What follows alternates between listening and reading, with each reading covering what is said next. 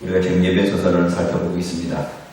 에베소서 4장이 20절에서 문장이 끝나지 않고 20절로 21절이 연결되기 때문에 오늘 20절부터 다시 살펴봅니다. 에베소서는 교회를 중심의 서신이지만 우리에게 어떠한 삶을 살아야 할지 분명하고 확실하게 가르쳐주고 있습니다.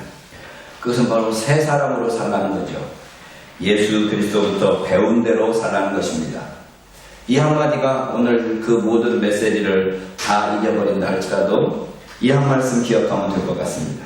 새 사람으로 산다. 새 사람이 누구냐? 예수 그리스도로부터 배운 대로 사는 사람이다. 예수님께서 어떻게 배웠느냐라고 하는 거죠. 그 사람의 말투를 보고 그 사람의 가르치는 것을 보면 그 사람이 누구 영향을 받고 있구나 라는 걸 알 수 있습니다. 제가 제 짧은 인생을 살펴보니까 제 말투가 어떤 때는 이 사람 말투를 닮았다가 또 어떤 때는 이 사람 말투를 닮았던 적이 있는 것 같아요. 제가 작년 몇 달 전에 어느 목사님하고 함께 교회 설립예배인지 목사의 빅예배인지를 갔다 오는데 그 같이 간 목사님의 말투가 제가 알고 있는 교수님 말투하고 똑같았습니다. 그래서 요즘에 그 교수님 강의 많이 듣는구나 그랬더니 아니 나 안 듣는데 했는데 제가 말하기를 야 정확하게 그 양반 말투다 내가 그랬습니다. 그분의 강의를 자꾸 듣다 보니까 말투가 그 사람 말투를 닮아가는 것이죠. 우리가 정말 예수 그리스도로부터 배운 사람이라면 예수 그리스도로부터 배운 바 그 모습, 그 말투, 그 삶이 나타나야 되는 거죠. 예수님으로부터 배웠다고 그러면서 예수님과 전혀 다른 삶을 살고 있다면 그 사람이 진짜 예수 믿는 사람인지 고민해봐야 됩니다. 아니 의심해봐야 됩니다. 20절에서 바울이 말합니다. 너희들은 그리스도를 이와 같이 배우지 않았다는 것입니다. 바울은 이방인들이 사는 것처럼 살지 말라고 권면하기 위해서 우리는 예수 그리스도에게 그렇게 배우지 않았다고 말하고 있습니다. 우리는 예수 그리스도에게서 배운 것처럼 살아야 합니다. 다시 말하면 예수님처럼 살아야 됩니다. 제가 처음에 교회를 개척하고 예담교회라는 이름을 정할 때 망설여졌습니다.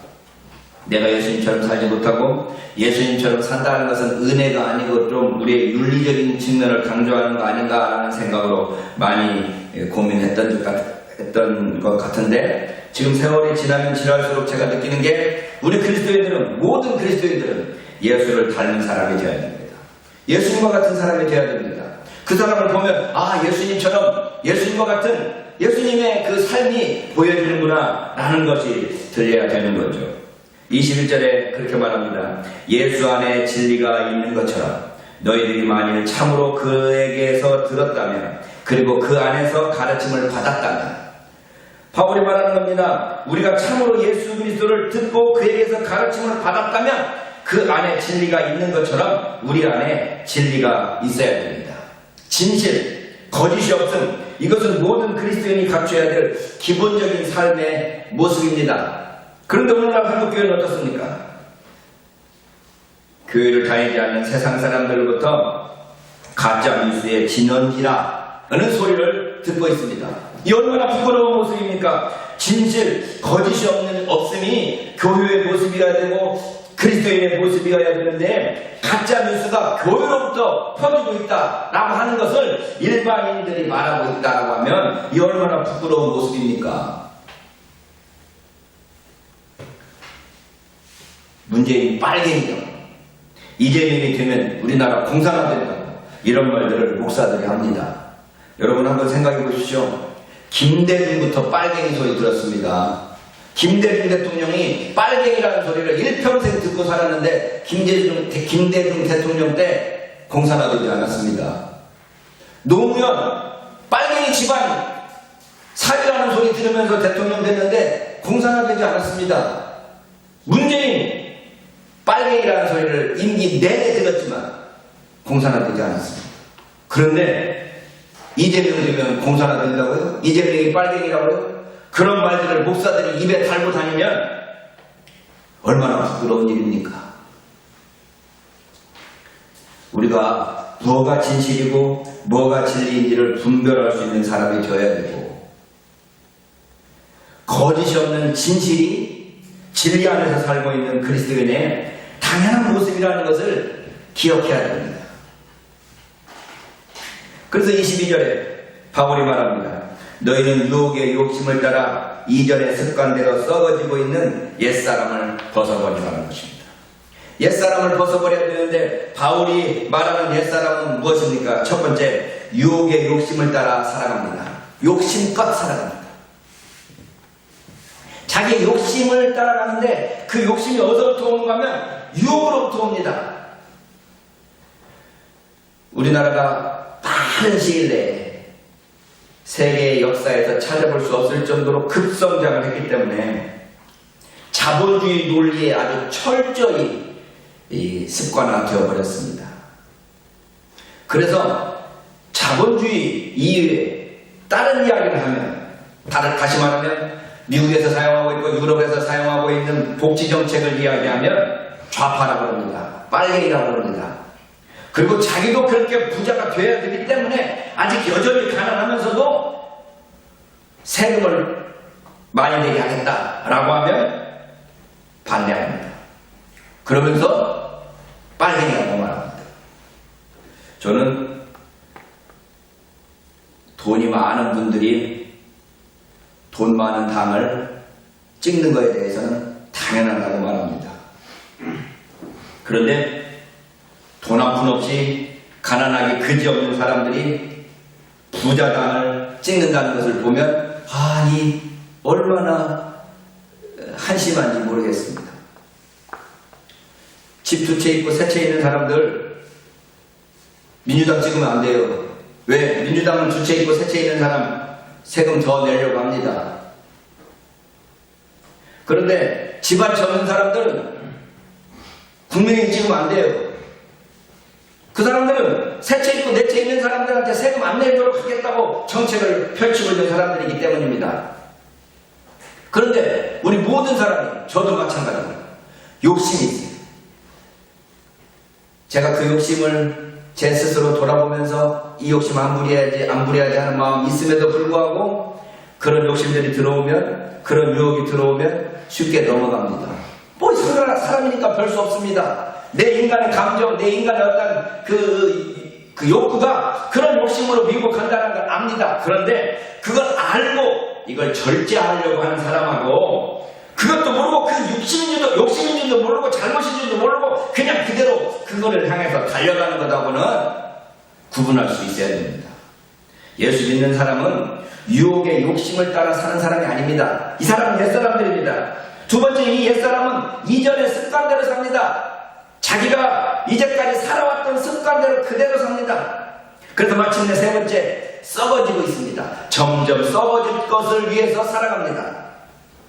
이런 옛사람을 벗어버리라고 바울은 말하고 있는 것입니다. 우리가 우리 자신을 생각해 봐야 됩니다. 우리는 정말 유혹의 욕심을 따라 살고 있지는 않은지, 이전의 습관대로 그냥 습관에 젖어서 살고 있지는 않은지, 썩어질 것을 추구하고 있지는 않은지 우리 자신을 살펴봐야 됩니다. 그럼 어떻게 해야 되겠습니까? 23절, 그리고 너희 마음의 영에게 새롭게 되기 위하여 라고 되어 있습니다. 우리의 마음의 영이 새롭게 되어야 됩니다. 저는 이 새롭게 된다는 단어를 항상 자주 묵상하게 됩니다. 날마다 새롭게 돼야 됩니다. 20년 전, 30년 전 내가 예수 믿을 때 새롭게 된 거, 그걸로 만족할 수 없습니다. 오늘 새롭게 되고 또 새롭게 되고 또 새롭게 돼야 됩니다. 이게 유교에서도 말하고 있는 일신, 우일신이라는 정신입니다. 오늘 새롭게 되고 또 오늘 새롭게 되고 매일매일 새롭게 되어야 됩니다. 마음으로 새롭게 되고 영으로 새롭게 되고 마음의 영으로 새롭게 되어야 됩니다. 너희는 이 세대를 본받지 말고 오직 마음을 새롭게 함으로 변화를 받아 하나님의 선하시고 기뻐하시고 온전하신 뜻이 무엇인지 분별하도록 하라. 이 분별하기 위해서 날마다 새롭게 되고 또 새롭게 되고 또 새롭게 되어야 됩니다. 저는 제 스스로 로마서 12장 이 말씀을 외우는 것에 대해서 굉장한 자부심을 가지고 있는데, 국민의힘 원내대표인 김기현이 목사님들 앞에 와가지고 제가 항상 분별해야 된다라는 생각을 가지고 살고 있습니다. 제가 어느 교회 장로인데 로마서 12장 2절에 너희는 이 세대를 본받지 말고 오직 마음을 새롭게 함으로 변화를 받아 하나님의 선하시고 온전하신 뜻이 무엇인지 하나님의 선하시고 기뻐하시고 온전하신 뜻이 무엇인지 분별하도록 하라 라고 하는 이 말씀을 항상 기억하면서 분별하려고 노력합니다. 어떻게 해야 기독교적인 세계관으로 법을 만들고 어떻게 하면 기독교를 반대하는 모든 그 악법들을 철폐할 것인지 항상 고민합니다. 목사님 저를 위해서 기도해 주십시오. 제가 제 자신을 다시 되돌아봤습니다. 저분도 로마서 12장 2절을 암송하고 있고 나도 로마서 12장 2절을 암송하고 있는데 저 사람이 가지고 있는 정체하고 내가 가지고 있는 정체하고 하나님 앞에서 하나님께로부터 인정받을 수 있는 정체는 뭘까? 내가 그분에 대해서 별로 존경하지 않고 멸시하는 마음이 있지만 로마서 12장 2절을 외우니 내가 다시 한번 제 자신을 되돌아보게 되는 겁니다. 예수 믿는다는 것이 무엇일까? 교회 장로요, 또 하나님의 자녀로서 살아간다는 것이 무엇일까? 똑같은 장로님이 김진표 장로가 그 전에 앞장서서 또 저도 어느 교회 장로입니다. 여러분 도와주셔서 감사합니다 하고 인사하고 가더라고요.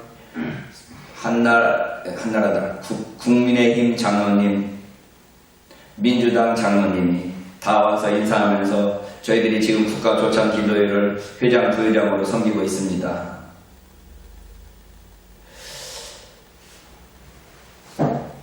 그럴 때 예수 안 믿는 사람들 눈에는 어떻게 보일까? 예수 안 믿는 사람들 눈에는 예수 믿는 놈들끼리 여당이나 야당이나 궁합 맞춰서 잘 먹고 잘 살고 있구나 라는 소리 혹시 듣지는 않을까 라는 우려가 생기는 거죠. 우리는 우리가 가지고 있는 고정관념, 이미 알고 있는 우리의 지식, 저 자신도 그거에 대해 항상 경계하고 또 경계하려고 노력을 하지만 내가 알고 있는 이 고정관념 가지고 그것들에 의해서 너무 쉽게 정죄하고 너무 쉽게 판단하지는 않는가 라는 생각을 해서 요즘에 제가 윤석열 대통령 되고 난 뒤에 윤석열을 위해서 그나마 혹시라도 기도합니다. 내가 이재명 됐으면 오히려 기도 안 했을 텐데 하나님 윤석열 어차피 됐는데 이 나라 뒤로 물러서지 않게 좀 도와주세요. 그 옆에 있는 참모들 지 욕심만 챙기지 않게 도와주세요. 얘네들이 혹시라도 실수라도 해서라도 나라가 엉망되지 않도록 좀 도와주세요 라고 기도합니다. 여러분 내가 아무리 윤석열 싫어하지만 이 나라가 잘못되기를 바라진 않습니다. 많은 이야기를 할 게 있는데 우리가 날마다 새롭게 돼야 됩니다. 영으로 새롭게 되고 마음으로 새롭게 되고 마음의 영을 새롭게 해야 합니다. 그래서 24절 새 사람을 입어야 됩니다. 하나님을 따라 의와 진리의 경건함으로 지으심을 받은 새 사람을 입으라. 의와 진리의 거룩함이라고 번역되기도 하네요. 새 사람을 입어야 됩니다. 바울이 말하는 새 사람은 어떤 사람입니까? 첫 번째, 하나님을 따라 지음을 받았습니다. 아담이 하나님의 형상으로 지음받은 것처럼 새 사람은 아담의 타락으로 말미암아 타락된 그 본성에서 벗어나 다시금 하나님의 형상을 따라 지음받은 사람입니다. 하나님이 어떤 분인지에 대해서 묵상하고 하나님이 어떤 분일까에 대해서 우리 마음 가운데 다시 한번 생각하면서 하나님을 따라서 지음을 받은 사람입니다. 하나님이 온 세상에 창조주시라는 그 믿음을 가지고 하나님이 어떠한 분인가에 대해서 묵상하면서 하나님을 따라 지음을 받은 사람입니다. 두 번째, 의 안에서 지음을 받았습니다. 우리 기독교에서 자꾸 의라고 표현하니까 이게 별로 가슴에 와닿지 않습니다. 정의라고 하면 와닿을 겁니다. 정의 안에서 지음을 받았습니다. 무엇이 정의입니까? 무엇이 의입니까? 예수 믿고 구원받아서 모든 죄 용서받았습니다. 하나님의 하나님이 의입니까? 아니면 이 세상에서 그 정의가 무엇이고 의가 무엇인가에 대해서 고민하면서 그 의를 이루기 위해서 수고하고 애쓰는 것이 의입니까? 정의 안에서 지음을 받았습니다. 예수 그리스도인들이 그리스도를 믿음으로 말미암아 정의롭게 되어야 됩니다. 의롭게 되어야 됩니다.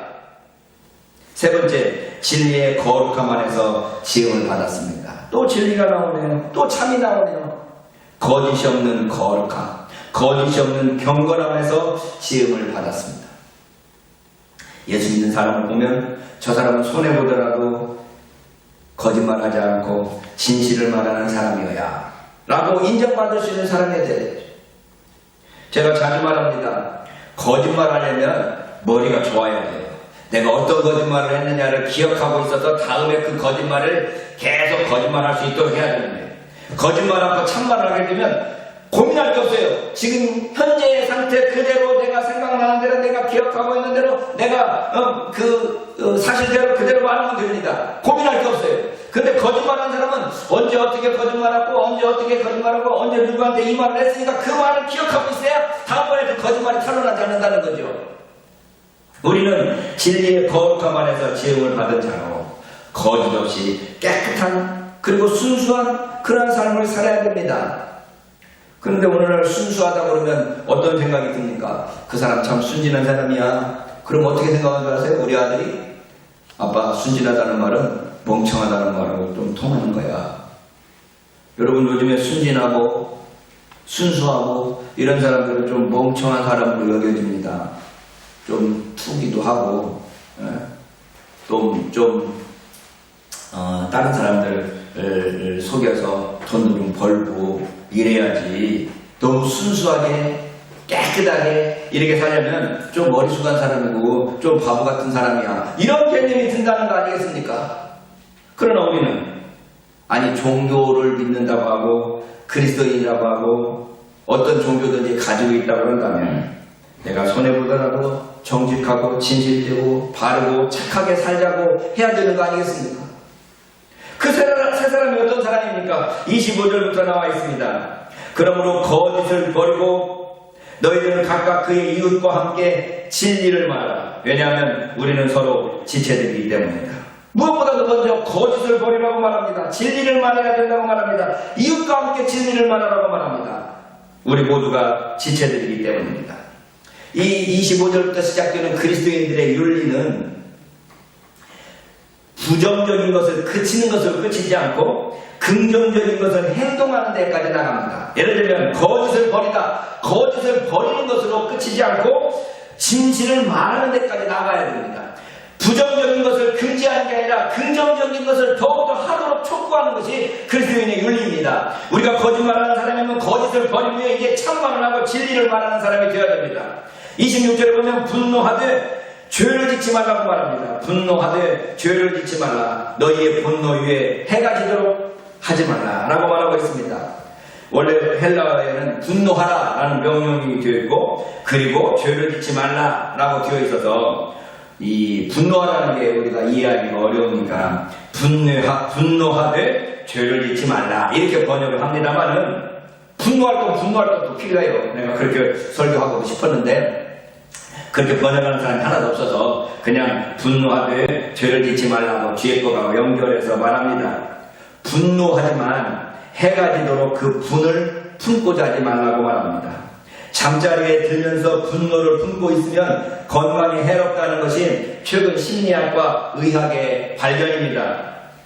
자기 전에 스트레스를 가지고 자지 말라고 말하는 거죠. 모든 질병의 원인이 스트레스라고 말하고 있지 않습니까? 그런데 성경은 분노를 품고 잠자리에 들지 말라고 말하면서 죄를 짓지 말라고 말하고 있습니다. 분노할지라도 죄를 짓지 말라고 말하고 있습니다. 그리고 나서 27절에 보면 너희들은 마귀에게 여지를 주지 말라, 틈을 주지 말라, 장소를 주지 말라 라고 말하고 있습니다. 마귀에게 틈을 주지 말라는 겁니다. 틈을 주면 당한다는 거죠. 저는 이 본문을 읽으면서 가인이 생각났습니다. 하나님께서 가인에게 이런 말씀합니다. 가인과 아벨이 함께 하나님께 예물을 드렸는데 아벨 것을 받고 가인 것을 받지 않으니까 가인이 분노해서 얼굴이 불그락불그락할 때 하나님께서 가인에게 말합니다. 여호와께서 가인에게 이르시되 네가 분하여 하면 어찌미뇨, 안색이 변하면 어찌미뇨, 네가 선을 행하면 어찌 낯을 들지 못하겠느냐.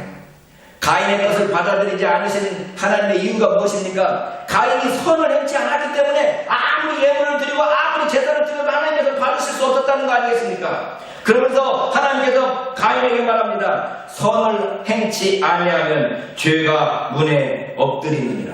제가 이 구절을 읽고 대학 다닐 때 선을 행치 아니하면 죄가 문에 엎드린다. 죄가 문에 엎드린다는 말이 무슨 말이냐 하고 성경을 찾아봤습니다. 영어 성경 찾아보고 중국어 성경 찾아보고 한국어 성경 찾아보고 세 번역 찾아보고 다 찾아봐도 죄가 문에 엎드린다는 거예요. 죄가 문에 엎드린다는 말이 무슨 말일까? 제가 그 당시 말레이 인도네시아어를 배우고 있었는데 인도네시아어 성경을 찾아보니까 죄가 문에 엎드린다는 이 표현을 뭐라고 번역해놓고 있는가 하면 죄가 문에서 스파이 노릇하며 엿보고 있다. 이렇게 번역을 해놨더라고요. 스파이 노릇하는 거. 여러분 우리가 선을 행하는 동안 죄가 우리에게 들어올 틈이 없습니다. 근데 우리가 선을 행치 않으면 죄가 문에 엎드려가지고 스파이를 해갖고 이 사람의 틈을 발견하고 이 사람의 그 공격할 거리를 발견한다는 것입니다. 그러니까 우리가 끊임없이 죄의 욕망이 생기지만 그것을 선행으로 계속해서 막아야 스파이에게 스파이 당하지 않습니다. 마귀에게 틈을 줘서는 안 됩니다. 끊임없이 선을 행하면서 끊임없이 그 선행 가운데서 살아야만 마귀가 죄의 문에 엎드려져서 우리에게 틈을 보는 그 위험에서 우리가 벗어날 수 있습니다. 그래서 기독교 윤리는 죄를 짓지 않는 것에서 그치지 않고 선행하는 것으로 더 나아가라고 말하고 있습니다. 그 예가 28절에 나옵니다. 훔치고 있는 자는 도둑질하는 자는 더 이상 도둑질하지 말라. 그리고 도리어 부족함을 가지고 있는 자에게 나눠줄 것이 있기 위하여 자기 자신의 손으로 착한 일을 하면서 수고하라. 무슨 말씀입니까? 도둑질하는 사람은 도둑질하는 것을 그만두는 것으로 끝이지 않고 더 열심히 일해서 없는 사람들, 가난한 사람들을 도와주기 위해서 더 힘써서 노력하라는 것입니다.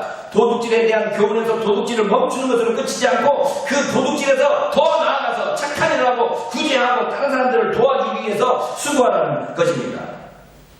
도둑질을 그치는 것에서 나아가지 않고 거기서 구제하기 위해서 더 열심히 일해야 되는 것. 이게 그리스도인의 윤리입니다. 거짓을 말하는 자가 진실을 말하는 자가 되어야 되고 도둑질하는 자가 구제하는 자가 되어야 이게 기독교인으로서의 삶의 모습이라는 것입니다. 그래서 29절 모든 더러운 말은 너희 입에서부터 밖으로 나가지 말게 하라. 오히려 만일 듣고 있는 자들에게 은혜를 주기 위해서 필요한 건덕의 어떤 착한 말을 나가게 하라. 여기도 똑같은 말입니다. 더러운 말을 입 밖으로 내지 않는 것으로 끝이는 게 아니라 은혜를 주기 위해서 필요한 건덕, 덕을 세우는 말을 하는 것으로까지 나아가야 된다는 것입니다. 우리는 자주 모든 10계명이 대부분의 10계명이 너무 하지 말라고 되어 있죠. 우상 섬기지 마라, 여호와의 함부로 부르지 마라, 살인하지 말라, 간음하지 말라, 도둑질하지 말라, 이웃을 해하고 거짓 증거하지 말라, 내 이웃을 탐내지 말라. 다 말랍니다.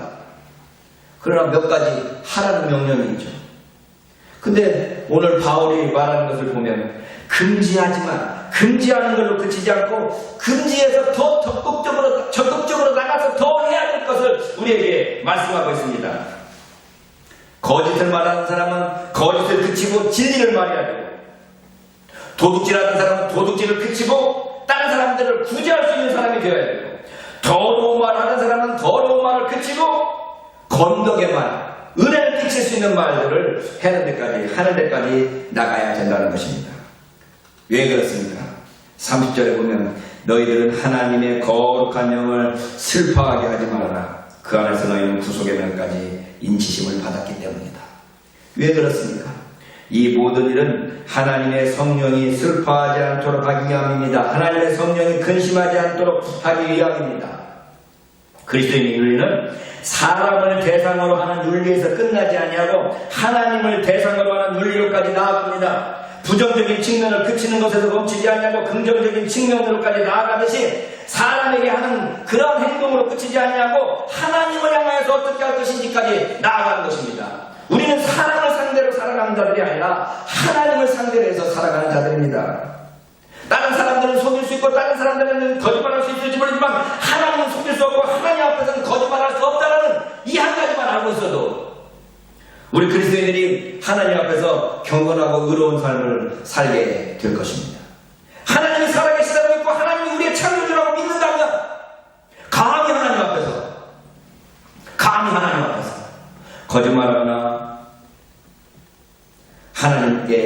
하나님을 모욕하는 말을 쉽게 할 수 없을 것입니다. 설령 실수로 그렇게 했다 할지라도 바로 깨닫고 회개하고 잘못했습니다라고 말해야 되지만 나는 그 목사에게서 내가 잘못했습니다라는 말을 들어본 적이 없습니다. 하나님 까불면 나한테 죽어라고 말했던 그 사람이 하나님 잘못했습니다라고 말한 적 있습니까? 공개적으로 내가 그 말 잘못했습니다라고 말한 적 있습니까? 우리는 하나님을 상대로 해서 하나님 앞에서 사는 자들이라는 것을 잊지 말아야 됩니다. 그래서 31절에 우리가 버릴 것의 목록이 열거되고 있습니다. 증오와 분노, 분냄, 떠드는 것, 회방하는 것, 이 모든 것들을 버려야 된다는 거예요. 모든 악을 버려야 된다는 거예요. 증오를 버리고 분노를 버리고 분내는 것, 떠드는 것, 회방하는 것, 모든 악을 버리고 32절 우리가 있어야 할 것이 열거됩니다. 인자와 자비가 있어야 됩니다. 이 인자와 자비는 용서함으로 가능합니다. 그리고 너희들은 그리스도 안에서 하나님이 너희를 용서하신 것과 같이 서로 용서하면서 서로 인자와 자비가 있게 하라. 우리에게 인자와 자비가 있어야 됩니다. 그리스도 안에서 하나님이 우리를 용서하심으로써 우리를 용서해야 될 모습을 보여주셨던 것처럼 우리도 용서함으로써 인자와 자비를 실천해야 하겠습니다. 용서해야 됩니다. 잘못했다고 하면 용서해야 됩니다. 그리고 그 잘못을 알 수 있도록 우리가 그 회개를 촉구하고 회개하라고 외쳐야 됩니다.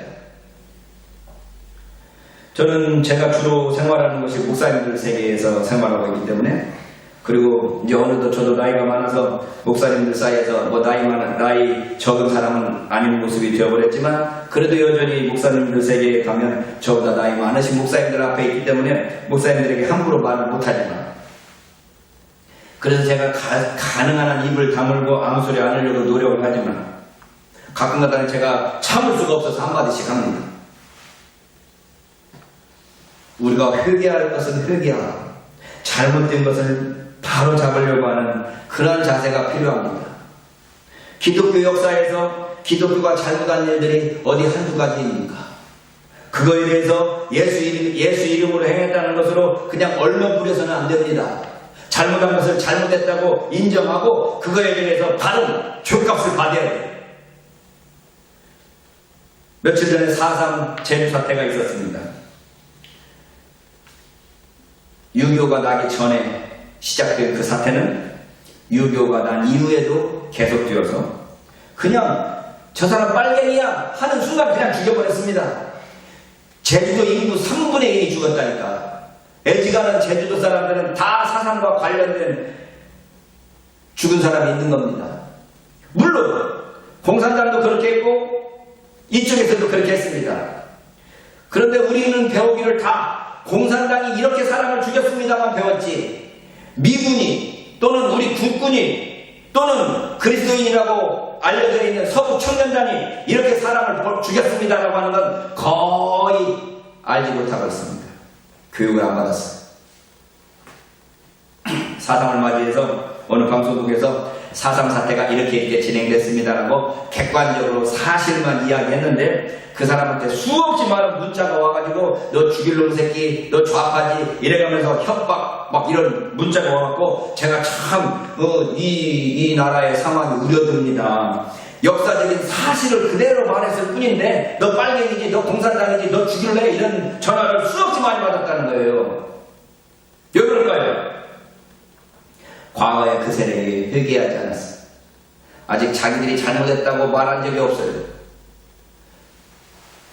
그렇기 때문에 자기들이 무엇을 잘못했는지도 모르고, 그리고 잘못했다는 것도 의식을 하지 않고 있기 때문에 그 사실을 말하는 사람들에게 용서할 수 없는 마음들을 가지고 있게 되는 거죠. 그래서 4.3을 다시 살펴봐야 합니다. 4.3이 왜 일어났고, 4.3으로 말미암아 죽은 사람들은 뭐고, 4.3의 영향이 어떻게 영향을 미쳤는지를 살펴봐야 됩니다. 역사 공부 다시 해야 되는 거죠. 저는 중국에 가서 북한 쪽의 역사책을 살펴봤습니다. 북한 역사교육 한심합니다. 남한에서 가르치는 내용, 소위 말하면 우파 독립운동자는 한 명도 없습니다. 남한의 역사는 어떻습니까? 마찬가지로 좌파 독립운동가 하나도 없습니다.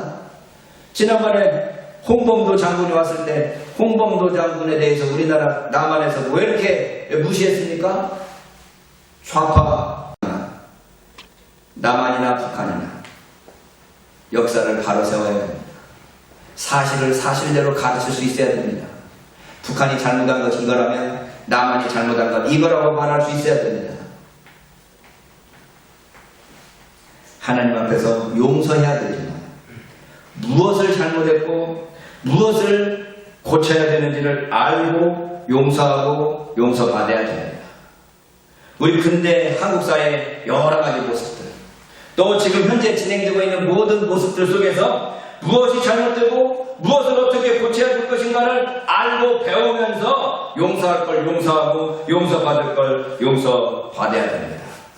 오늘 본문에서 우리에게 가르치고 있는 것은 부정적인 것을 그치는 것에서 멈추지 않습니다. 더욱더 적극적으로 긍정적인 것을 행하는 데까지 나아가라고 명령하고 있습니다.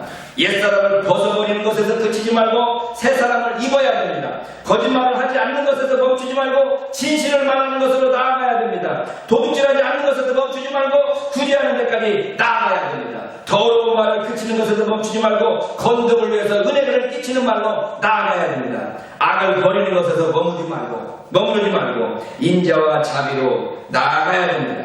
이것이 그리스도인이 추구해야 될 윤리의 참 모습입니다. 여기까지 설교를 작성하고 나니까 제 자신의 모습을 생각해 보게 됩니다. 너는 어떠한 삶을 살고 있는가? 이 말씀에 비추었을 때 네 삶의 모습은 부끄러운 모습은 없는가? 우리가 우리 자신의 모습을 살펴보고 다시 주님 앞에서 이 말씀 앞에 서서 부정적인 것을 끄치는 것으로 멈추지 않고 거기에서 더 나아가서 긍정적이고 적극적으로 우리가 행동해야 될 것이 무엇인지를 알아서 내가 설령 유혹의 욕심을 따라서 여전히 살고 있을지라도 선행을 그치지 않고 착한 일을 하기 위해서 노력하고 또 노력함으로써 아예 틈타지 못하도록 마귀가 스파이 노릇하지 못하도록 우리 자신을 단단히 세우고 또 세워나가야 되겠습니다. 우리가 하나님의 말씀을 읽고 배우며 묵상하는 이유가 바로 이것 아니겠습니까? 우리의 부족한 점들을 되돌아보고 하나님께서 우리에게 원하시는 참된 모습 예수 그리스도로부터 듣고 배운 바 그 모습을 위하여 나아갈 수 있는 우리 모두가 되시기를 주님의 이름으로 축원합니다. 하나님 아버지 감사합니다. 우리가 주님의 말씀을 통해서 부정적인 여러 죄악을 그치는 것에서 멈추지 않고 더 나아가서 하나님의 뜻을 실행하며 긍정적이고 적극적으로 선을 행하는 데까지 나아가야 됨을 배웠습니다.